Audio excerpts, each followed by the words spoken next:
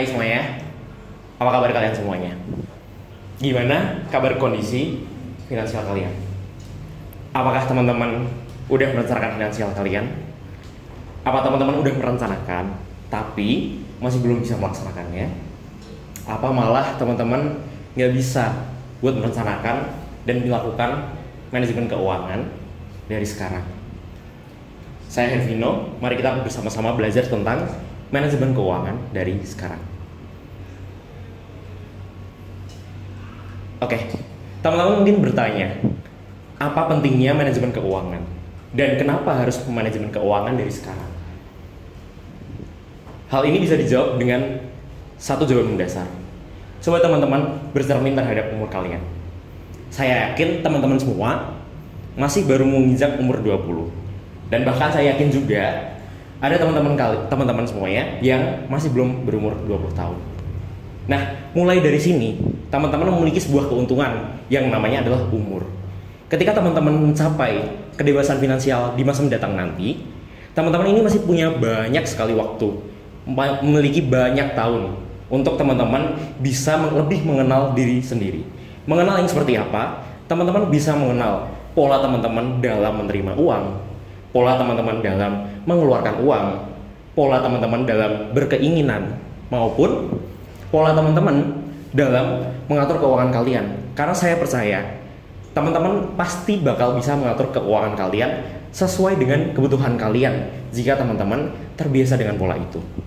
Maka yang perlu digarisbawahi di sini adalah kebiasaan. Jadi, teman-teman, ketika kalian bisa terbiasa mulai dari sekarang untuk lebih mengenal pola kalian dalam manajemen keuangan, itu nantinya akan berguna bagi teman-teman. Ketika apa? Ketika di kemudian hari teman-teman mendapatkan income yang berlebih, income yang lebih dari sekarang, teman-teman sudah terbiasa dengan hal itu. Teman-teman tidak kaget dan teman-teman tidak kaget harus berbuat apa dengan income yang telah teman-teman dapatkan tadi.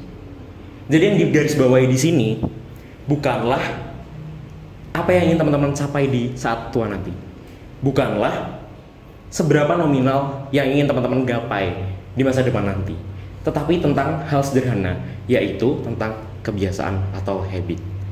Nah, jika teman-teman sudah terbiasa melakukan hal itu, teman-teman sudah terbiasa mulai manajemen keuangan dari sekarang, tentunya pertanyaan berikutnya yang muncul, apakah teman-teman bisa memanajemen keuangan itu dengan baik? Apakah sudah baik dan benar sesuai dengan kebutuhan teman-teman? Nah, di sini kita bahas beberapa cara, tapi ini disclaimer, ini merupakan cara saya dalam mengatur keuangan, karena saya berani menyampaikan ini karena saya sudah mulai manajemen keuangan sejak awal SMA, dan saya merasa hal itu sudah cukup membantu saya dalam lebih memahami pola hidup saya, dan tentunya itu saya memiliki keyakinan bahwa itu akan lebih berguna lagi di masa depan nanti. Apa yang harus pertama kali dilakukan yaitu adalah melakukan asset tracker untuk setiap bulannya. Jadi apa? Teman-teman ketika mendapatkan income, oke, kita bahas income dulu di sini. Teman-teman mendapatkan income tentunya sebagian besar pasti dari orang tua.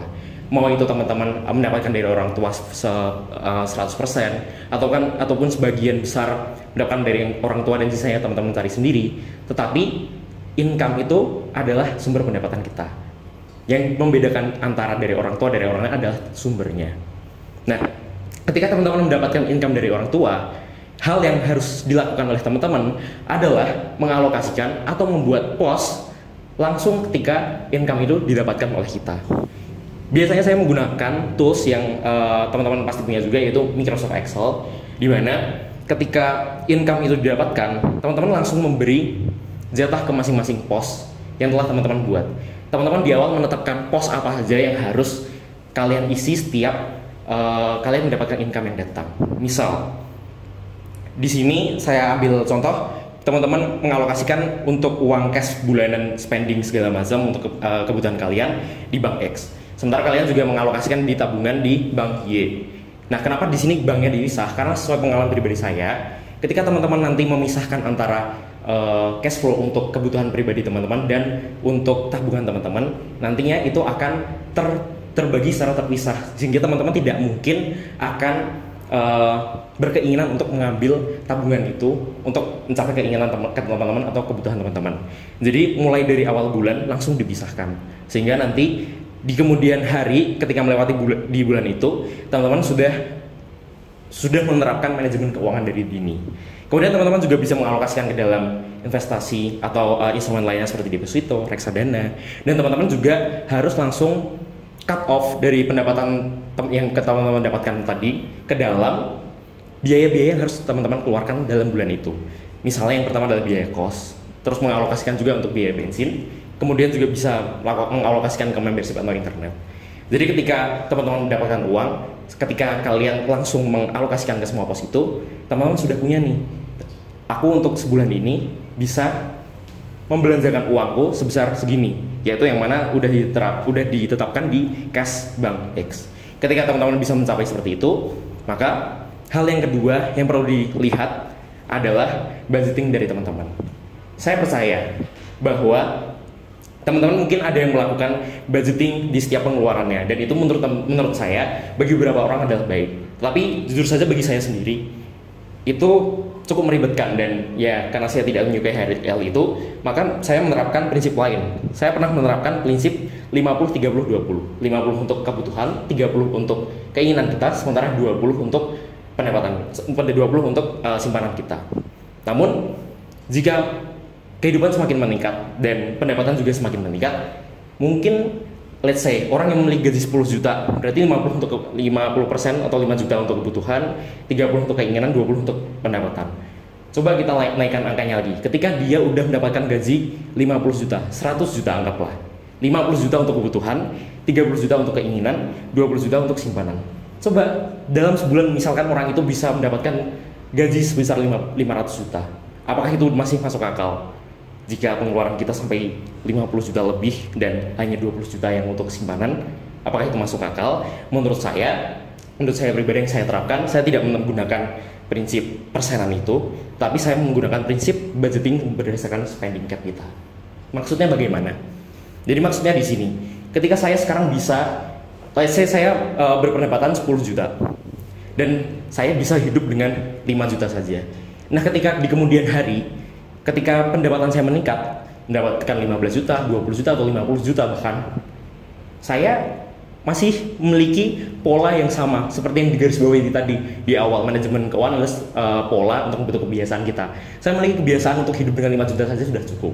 Maka saya tidak perlu menaikkan kebutuhan saya, sehingga saya bisa spending sisa uang tersebut ke dalam instrumen lainnya yang bisa menguntungkan saya di masa depan. Contohnya ada seperti tabungan, deposito, ataupun investasi.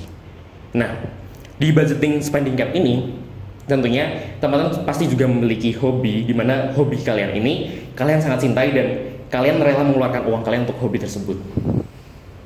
Nah, ketika kalian rela mengeluarkan uang untuk hobi tersebut, teman-teman tentunya tidak boleh mengambil pos lain, misalnya pos dari tabungan yang wajib kalian bayarkan setiap bulannya. Tetapi teman-teman juga harus bisa mengalokasikan dari kebutuhan kalian setiap bulannya, ini dialokasikan untuk hobinya. Maksudnya seperti apa? Misal saya mempunyai hobi memodifikasi motor lah, saya seperti itu. Nah, ketika saya ingin memodifikasi motor, pasti mengeluarkan uang dong. Dan ketika mengeluarkan uang, sumber uangnya ini itu tidak boleh dari tabungan yang telah kita alokasikan tadi, tetapi dari pos kebutuhan yang telah kita anggarkan di awal tadi, sehingga nanti tidak akan mengganggu setiap masing-masing pos dari tabungan yang telah kita rencanakan. Seperti kata orang, spend money in what makes you happy. Itu tidak ada salahnya, tapi teman-teman harus tahu strateginya supaya teman-teman tidak merasa kekurangan di kemudian hari. Kemudian yang ketiga adalah taruh di mana uangnya. Maksudnya di sini adalah saya dan teman-teman tentunya pasti sudah pernah belajar tentang namanya investasi. Seperti di awal tadi saya singgung, teman-teman memiliki keuntungan berupa umur teman-teman sekarang. Di mana jika kalian melakukan investasi dari sekarang, tentunya itu akan sangat menguntungkan karena kalian memiliki keuntungan, yaitu keuntungan umur yang tidak didapatkan oleh orang-orang yang lebih tua daripada kita. Sehingga nanti harapannya di kemudian hari nanti kita bisa mendapatkan profit dan passive income yang berasal dari investasi yang telah kita lakukan. Nah, saya tidak akan membahas investasi terlalu panjang lebar di video ini karena teman-teman bisa mencari dari sumber lain, tetapi teman-teman bisa memilih investasi sesuai dengan resiko yang teman-teman inginkan. Apakah teman-teman ingin memiliki resiko yang tinggi seperti saham, apa resiko rendah seperti deposito atau melalui reksadana? Teman-teman bisa memilih strategi itu masing-masing. Karena pada akhirnya financial advisor terbaik bagi diri sendiri adalah diri teman-teman kalian, diri teman-teman sendiri. Dan tentunya saya ingin merecap apa yang saya jelaskan tadi. Pertama, manajemen keuangan ini bukanlah soal apa dan bagaimana, tetapi soal habit atau kebiasaan. Manajemen keuangan bisa teman-teman lakukan dengan cara kalian memberi pos di setiap bulannya, dan kalian menentukan budgeting untuk setiap pos kebutuhan kalian. Dan yang terakhir, jangan lupa juga untuk berinvestasi. Mulailah belajar dari sekarang. Kita bangun kebiasaan dari sekarang. Karena ini semua adalah tentang habit atau kebiasaan. Dimana jika kalian terbiasa dengan habit kalian sekarang ini, kalian tidak akan kaget harus bagaimana mengelola keuangannya, bagaimana mendapatkan uang yang sebesar itu, dan bagaimana mengeluarkannya. Karena cari uang itu susah. Jadi jangan segampang itu untuk mengeluarkan uang. Oke, terima kasih sudah mendengarkan presentasi saya. Terima kasih.